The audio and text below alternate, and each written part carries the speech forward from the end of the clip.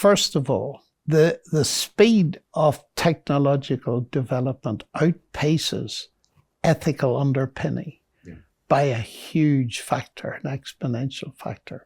It leads to something else, which is called surveillance capitalism. Global corporations are using your data and without your permission are selling it off to third parties and making a lot of money out of it. And that raises deep privacy issues. So now you're straight into the ethics.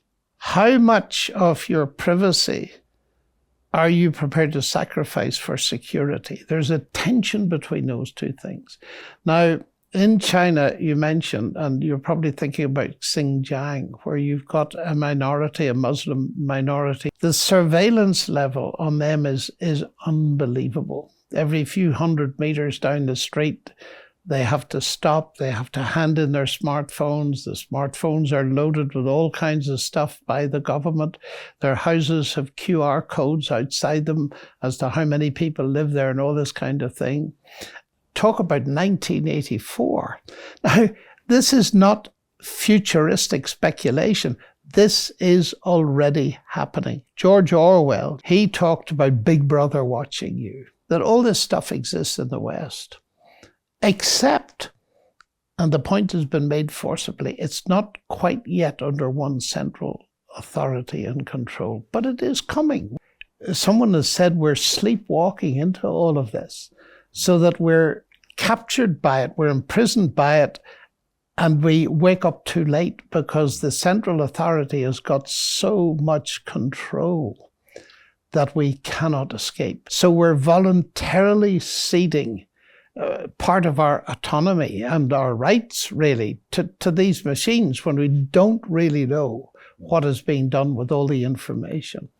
So we have a huge problem. And they don't realize that the whole of life is becoming controlled in the interests, ostensibly, of having a healthy society.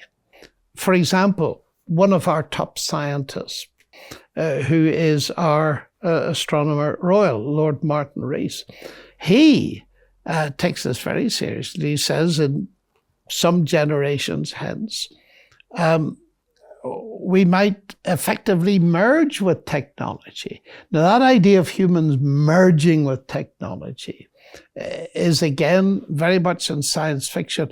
But the fact that some scientists are taking it seriously means in the end that the general public are going to be filled with these ideas, speculative on the one hand, but serious scientists espousing them on the other.